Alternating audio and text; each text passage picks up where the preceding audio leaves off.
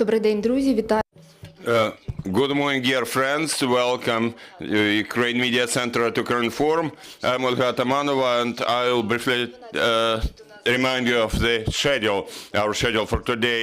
At 12, we'll have Elena Matveeva, the spokesperson of the Ministry of Internal Affairs, and we'll discuss with her the results of law enforcement operations on the 8th of 9th of May. At 1:30 p.m., we are waiting Emina Japar in our studio, First Deputy Minister of Foreign Affairs of Ukraine, and we'll discuss with Ms. Japarova our activities, our international activities, and progress achieved towards expelling Russian Federation from the UN Security Council. And right now, I'd like to welcome in our studio Dmytro Lubinets, Deputy of the Verkhovna Rada of Ukraine, Parliament member, and head of the Parliamentary Committee on Human Rights, Deoccupation and Reintegration of temporarily occupied territories of Donetsk and Luhansk Oblasts, as well as Autonomous Republic of Crimea and the city of Sevastopol. We will discuss with Mr. Lubinets violations of human rights in temporarily occupied territories. You're welcome.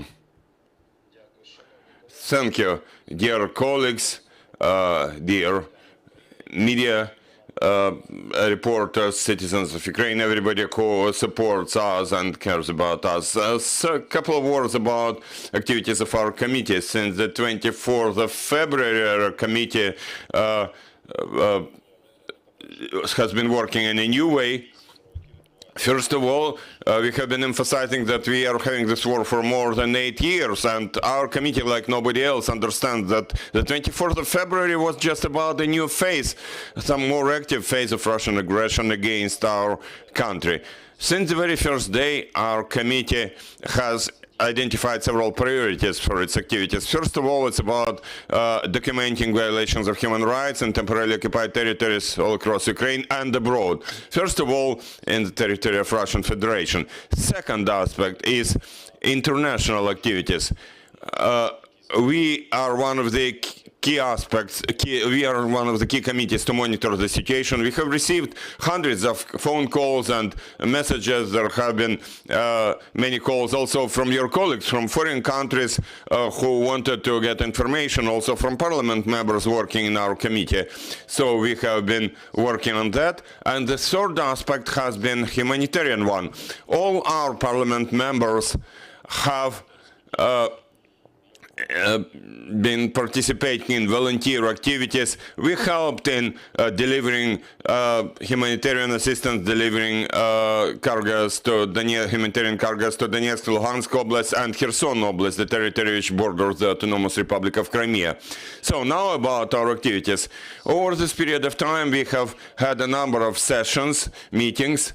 We have our meetings in online mode, and very often we as parliament members try to visit physically the territories of those oblasts where military action takes place. I spent most time in Donetsk Oblast. I was born there and I represented in the parliament. We have colleagues from Luhansk Oblast, for example, Alexei Kuznetsov, Ruslan Gorbenko, Maxim Tkachenko. Those colleagues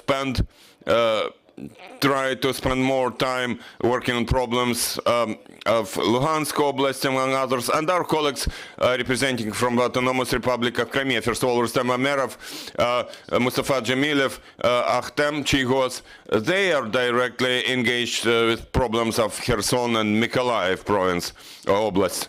Zaporizhia is also under our is also on our radar, so to say. We try to deliver information, deliver items, deliver assistance to the territory. So all territories where there is military action at the moment, in all those oblasts, our committee members are present physically. We have created a working group based on our committee. It has been led by Taras Tarashenko. That working group has been working every day collecting information about violations of human rights and crimes as such that happen in Ukraine, international war crimes, crimes against humanity. So every day we update our database, and it's not only about numbers. We document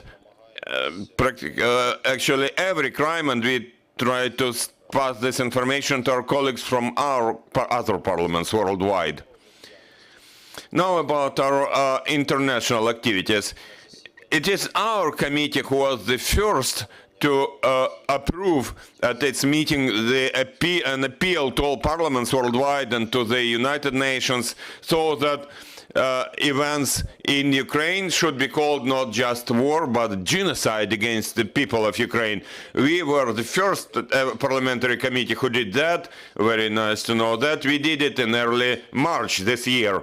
After that, we had a lot of discussions, and currently I'm glad to tell you that after that there was a resolution passed by the Verkhovna Rada, the Parliament of Ukraine, and after that the same resolutions were passed by parliaments of Lithuania, Latvia, Estonia and Canada. After that there was Poland, and now we have been awaiting for more resolutions of that kind to be approved based on a number of international partners that we have. This is a separate area of our activities. Also, in our committee meeting, we passed a resolution, also a similar appeal, so that the United Nations should start a procedure to expel the Russian Federation, the aggressor state, from the UN Security Council. Again, our committee was the first one to do it. We had some discussions where we had international lawyers who said that from the legal perspective it will be very difficult to do it, but we passed the decision unanimously by our committee, and I can tell you that among all members of our committee, according to its list, practically every meeting is visited by 11 out of 15 parliament members, sometimes 12 out of 15. There is a number of parliament members who don't participate in our meetings. Those include Parliament member MP Rabinovich, who doesn't join us online, and Parliament member Medvedchuk, for clear reasons. You know the reasons about Medvedchuk. So technically, or not technically, but say, well, he just cannot participate in our meetings. We did not. I'm sure that you will have questions about those parliament members. So legally, we cannot make a decision to prohibit them in any way from participating in our committee meetings, but there have been no calls from them about such participation anyway. The next aspect to continue with our international activities, we have had positive experience whereby jointly with our colleagues from our parliaments we run joint meetings. For example, the first ever parliament who responded to our call was the Parliament of Italy. It was when we were planning a meeting of two committees for human rights, and finally it turned into a situation where we as a committee were allowed to speak in front of the whole Italian parliament. We had a lot of parliament members speaking. There were at the same time our Italian colleagues, and all in all, after all that, in 2 weeks there was a positive voting in the Italian parliament when the Italian parliament supported a decision to allocate, to assign, to send additional weapons to Ukraine. Currently, we have been running similar negotiations with parliaments of other countries, for example, Greece. We have been looking for opportunities to reach out to those parliaments who, at the moment, have a more neutral standing. Of course, we don't come with this initiative to those colleagues of ours who support us anyway. There is no need to have such a session, such a meeting with, say, Baltic parliaments or with Poland, for example. But first of all, we set it as a task for ourselves to run such a meeting with those parliaments where at the moment we still have some problematic issues. For example, the Parliament of Hungary. There too, we look for an opportunity to talk in any mode with our colleagues from Hungarian Parliament. Now about legislative activities. I'm not to list all those legislative drafting initiatives. Our committee works at the maximum pace, and I can tell you that probably 99% of all matters are voted unanimously in our committee meetings. While we, as probably all our other colleagues, understand that more worried about a matter of time. We don't have time, unfortunately, so we have to make decisions as fast as possible. We have very productive relationship with the respective ministry. Practically every 2 days, every 2 or 3 days, we speak with either with deputy ministers or with the minister, Irina Vereshchuk. Several days ago, we had a big meeting where we had people from the local self-government bodies, including those who remain in occupation, those who left. There were people from Oblast military administrations, people from specialized ministries, and we launched several working groups to develop legislative changes in order to support local self-government and to resolve a number of problematic issues. Maybe it will be easier for our committee to do it, because since 2014 there was the same situation about Autonomous Republic of Crimea and some parts of Donetsk and Luhansk Oblasts. But now it turns out that we have got many more challenges. For example, I will quote some numbers for you. Speaking about internally displaced persons, IDPs from temporarily occupied Donetsk and Luhansk Oblasts, territories occupied in 2014, we were talking about 1.5 million IDPs.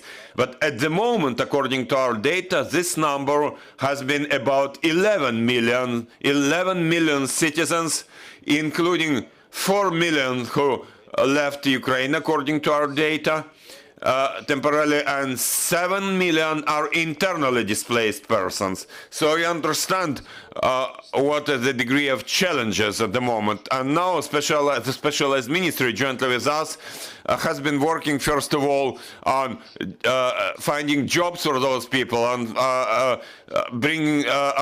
establishing accommodation and everyday life for them. We have to develop programs, and those existing programs have to be filled with financial resources to protect all those people. That's briefly about our activities. Dmytro, if speaking about violations of human rights in temporarily occupied territories, what sort of violations your committee has already documented? There is a lot of those. Thank you for your question. Starting from the very first right. People have right for life, for safe, secure life, and for health. Russian Federation has been ignoring absolutely all rights in temporarily occupied territories. It's prohibited to use Ukrainian language, for example. It's free movement is prohibited. So a system of filtration camps is created. And I can tell you absolutely openly, according to our data, we even know addresses of those filtration camps. 2 of them have been created in Donetsk Oblast, in the city of Deoccupation and in the city of Donetsk. And one filtration camp, speaking about filtration, Oblast, one filtration camp has been created in the city of Rostov in the Russian Federation. And even when one moves from one village to another, in each and every town and village, they have their own system of issuing passes. So, for example, speaking about Volnovakha and Mariupol, that's the southern part of Donetsk Oblast, when you get a pass in Volnovakha, for example, you cannot come to Mariupol with that pass, and the other way around. So, a system is developed so as to control to a maximum extent each and every person. That person should only reside in one and the same territory, and it is made problematic to leave it. Then there is identification of absolutely all people in the territory, and then citizens of Ukraine pass those filtration camps, citizens starting from 14-year-old to 80 years old.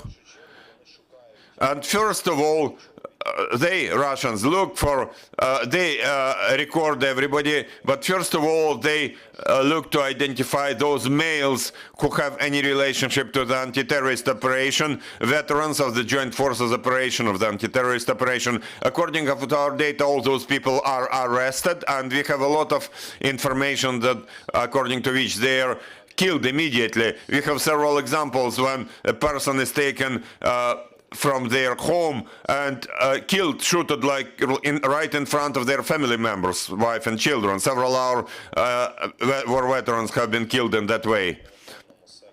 They look, if there are former law enforcement officers, they are requested to swear an oath of bring an oath of allegiance, so-called Donetsk People's Republic. If they refuse to do it, then there is punishment. People are brought again to either Deoccupation or Donetsk, and we have examples where, for example, there was a judge who was already a pensioner and he didn't want to make the oath of allegiance. He was brought to Donetsk for 1 week. He was beaten every day very strongly, and then there was some sort of so-called court trial, and he was sentenced to 15 years in prison for violating some sort of so-called legislation of this so-called republic. Of course, everything is governed by the Russian Federation. It's all being done to create some image. They just they appoint some leaders of those occupation administrations from Ukrainian citizens, but actually in all their meetings they have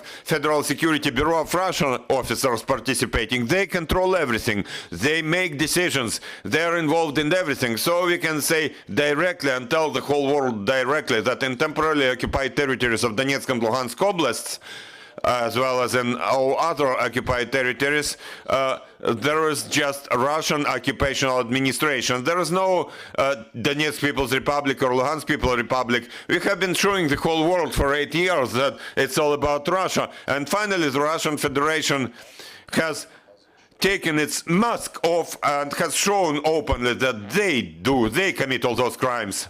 Your constituency includes temporarily occupied Volnovakha. What's the situation there? In Volnovakha, the situation is the same as what we have in the rest occupied territories of Donetsk and Luhansk Oblasts. The city has been ruined for 90%. There's no electricity supply, no water supply, no natural gas supply, no Ukrainian mobile operators coverage, but at the same time they try to create some picture, some image for Russian propaganda. For example, in the destroyed school, they have brought children together and they have showed as if they launched some educational process there. Any reasonable person when watching those stories would notice that there are, say, 100 of children, there are some teachers, and there are 8 journalists from Russian Federation. All those journalists are in bulletproof vests and helmets, and children have nothing, and adult citizens of Ukraine have nothing, and there is no educational process actually. They just take this picture and they leave.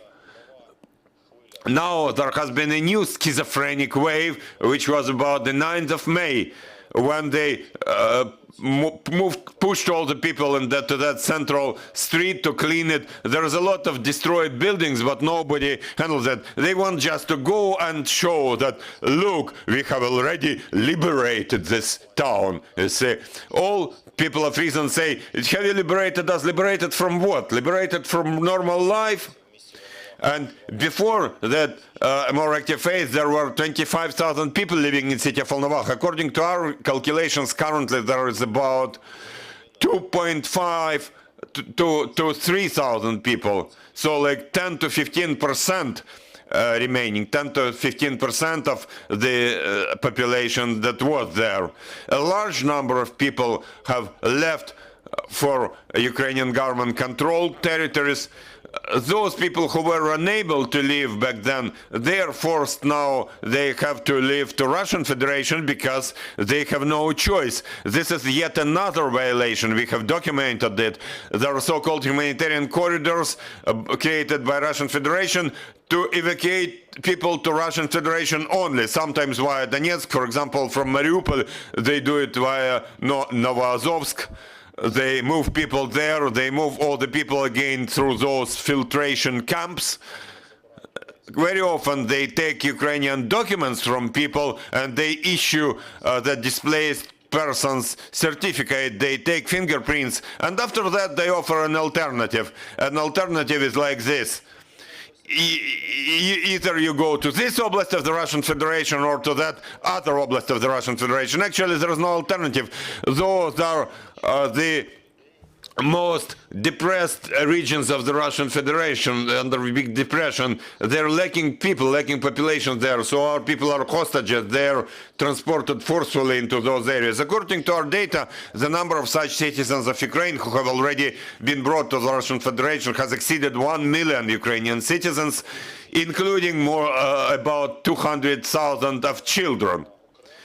Children are a separate part of problems. We have a lot of reports where, for example, parents have died and children have been taken there. There are their relatives in Ukraine, their aunts, uncles, grandfathers, grandmothers, but Russian Federation does not give them those children. Also, the Russian Duma, the Russian parliament, passed a separate law about simplified procedure of adoption of Ukrainian children. All this is done in order to actually destroy the future, to take our children and not to let them be here. So that's why I'm saying that when we received this information, we called and said that this is directly a genocide of the Ukrainian nation. So the Russian Federation has established a goal of destroying Ukraine as a state and destroying, eliminating Ukrainian nation as our community. That's it. Thank you. Thank you. Dear colleagues, you can ask your questions, but please speak into the microphone and introduce yourself. I'm Andriy Shevchenko from Ukraine Media Center. What was memorable about Viktor Medvedchuk as your committee member in your activities? Thank you for your question. That's why I said at the very beginning, briefly, that I said that since the 24th of February, there was no one committee meeting where Viktor Medvedchuk would be present. What about, I cannot say that I remember any particular things about him, but I can say that he tried to be present at most meetings of our committee, but he didn't do anything particular. For those of you who are unaware, in addition to Medvedchuk, in our committee, out of 4 leaders of opposition Bloc for Life, we have 3 of their leaders in our committee: Medvedchuk, Vadim Rabinovich, and Yuri Boyko. All those 3 people, at the beginning of our committee sessions, committee meetings, when the 9th cadence of 9th term of Russian Parliament started, they tried to be physically present. But after that, I remember Vadim Rabinovich, who started requesting at the first meeting that I should be running that committee meeting also in Russian language. Of course, his colleagues supported him, and it all ended up in a situation where we publicly, legally had to decide how to do it in accordance with the law, and finally we proved to him that we have had this decision by the Constitutional Court of Ukraine, and the committee sessions in the Ukrainian parliament should only be run in Ukrainian official language, which is Ukrainian. Also, Medvedchuk, I cannot say that he was pushing any initiatives. It was probably mostly done by Vadim Rabinovich, and Viktor Medvedchuk was just supporting him in those. But after Medvedchuk was brought, after there was a decision about house arrest for Medvedchuk, he was never present at our committee meetings, although very often we would, not just often, but often, always we would run them either in the mixed mode, so it was possible to be present online, or it was just an online session. But he was not present. So from my subjective perspective, I can tell you that maybe having such a huge evidence about illegal activities of Viktor Medvedchuk, the whole Ukrainian society, should see as soon as possible the court hearing and the decision by Ukrainian court, where all those facts of criminal activities should be announced, should be declared in public, and finally there should be a full stop put in this big story in Ukraine, which again started at the time of Vasil Stus, who was my compatriot from Donetsk Oblast. I think that remembering Vasil Stus, we should do it. We should get this decision by a Ukrainian court of law. Definitely, I would not like to see that within the exchange of prisoners, Viktor Medvedchuk would be exchanged. I'd not like to see it. If we are thinking about our future, and we do think about it, we should make some conclusions, and we should show that anybody and everybody in this country, irrespective of their mandate, current or previous mandate, if with your actions you have been trying to undermine this state, you should be punished.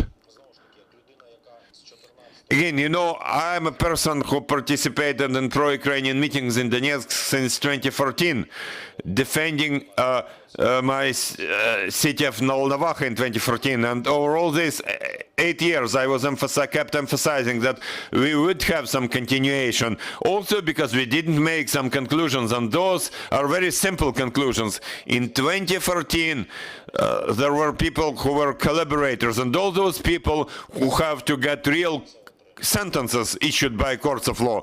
Who received those? I only remember one, Nela Stepa, and it took years for court hearings, and finally she was released, and she even became deputy of Slavyansk City Council.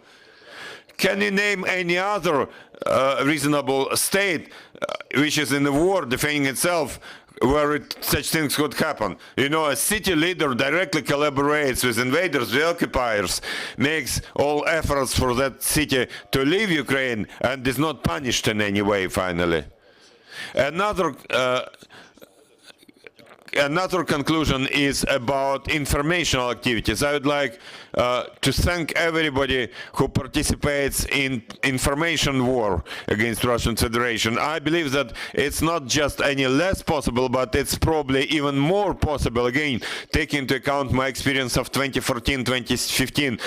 Back then, we lost, first of all, in the information battlefield, and then there was a direct military phase. So I'd like to thank all journalists who are now showing that Ukraine can not just run this war in the information battlefield, but can also win.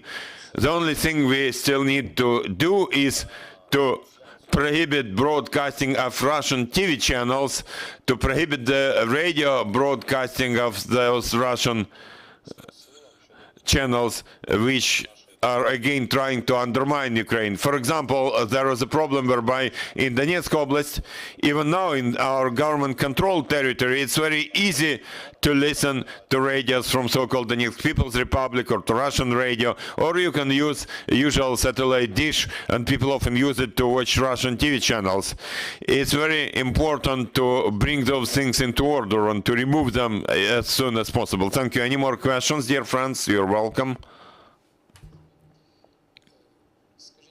Could you please tell us, the National Center for Peace has been documenting those violations. You mentioned that those violations about kidnapping are there. If, say, city mayors, we know of some council members, we know of such facts, but how is it documented about lay people? For example, I am aware of some facts where some Ukrinform was kidnapped, and they request that he should cut the internet channels in the city.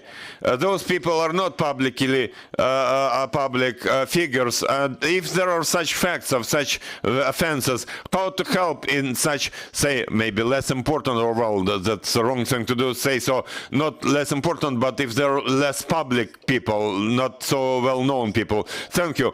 I'd correct you a bit. We don't have people who are better known or less known. All Ukrainian citizens are equal.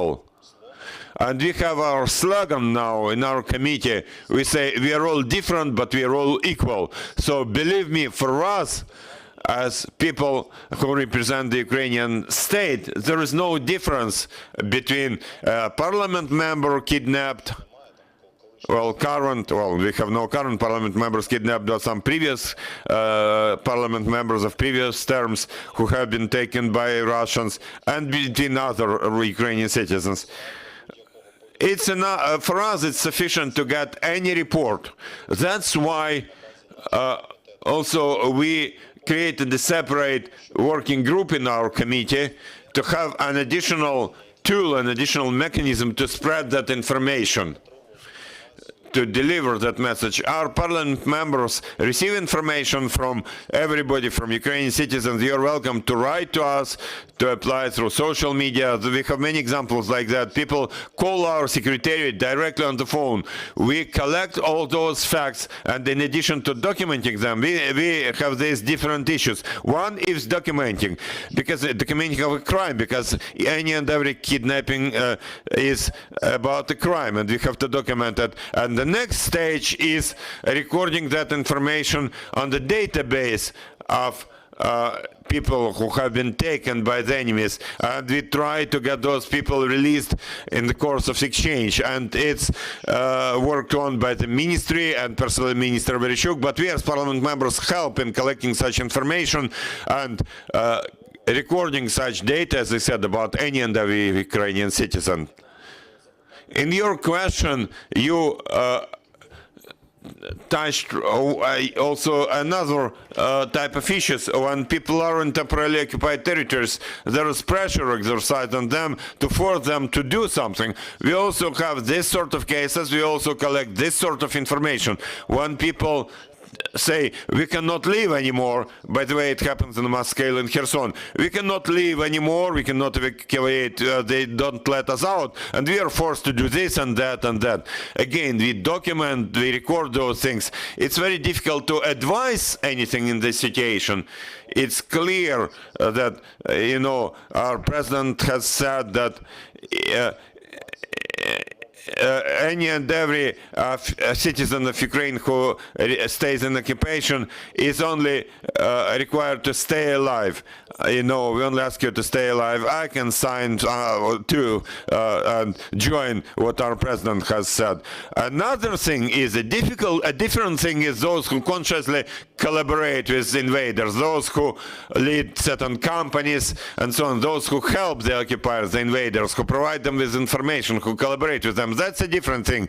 Believe me, you know, there are people in temporarily occupied territories and they trust that propaganda. You know, of course, delivery of Ukrainian information has been hindered to the maximum extent there. So probably very often people believe in what propaganda tells them, that it's Russia now and Ukraine will never come back. It will never be back. But believe me, among those people, there are a lot of people who give us information, who tell us everything, who pass us documents, who find such opportunities. So believe me, we know what's happening there. We know everything about everybody. Believe us, we will be back. We will be back very soon. Maybe it would not be a proper thing for me to quote any particular towns and villages being liberated, being brought back under Ukrainian control. But I can only tell you that in the 3 previous days, there have already been villages in Volnovakha district which have already been liberated, and there we again see the Ukrainian flag waving. But I think it will be a right thing that their names should be quoted by our military, not by me. Thank you. Any more questions? One more question from Ukrinform.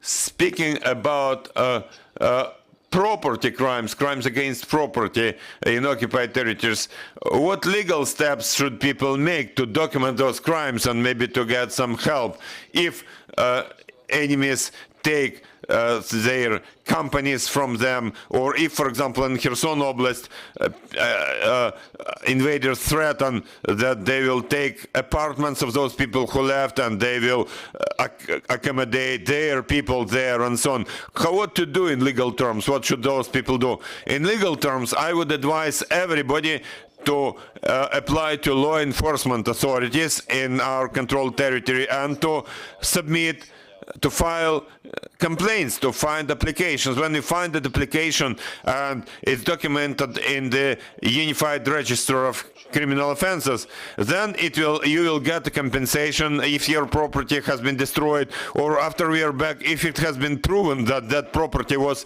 used by the enemy without your consent. For example, there are some food shops, food stores. Now their owner has left, and that owner did not apply to the law enforcement, but then he is told that, you know, in that food shop there was some headquarters of the occupation administration. So if you don't report to the law enforcement, then from legal perspective, maybe somebody will report that you contributed to it. This is one thing. Second, if that property is destroyed, if that facility is destroyed, then without your application, your petition, you will not be able to get compensation for your destroyed building. So I suggest that everybody should submit an application if your apartment, your house has been built, your home has been built, then you have to submit that evidence, those photos, and again, I'm 100% sure that such destroyed properties, you know, will be compensated. In the future, you will receive compensation from the Ukrainian state. This is a separate part of our activities. Of course, now we are talking about huge amount of funds. Ukraine on its own will not be able to do it, but I think everybody is aware of that initiative. We have had development of that new Marshall Plan for Ukraine, for that recovery of Ukraine after war. And believe me, there will be separate part about financing of that housing for Ukrainian citizens. Thank you, Dmytro. Any more questions? No more questions. So thank you for joining us. Thank you for finding time to join us. Dear friends, I would like to remind you that at 12:30 we'll have the spokesperson of the Ministry of Internal Affairs, Elena Matveeva, so please stay with us.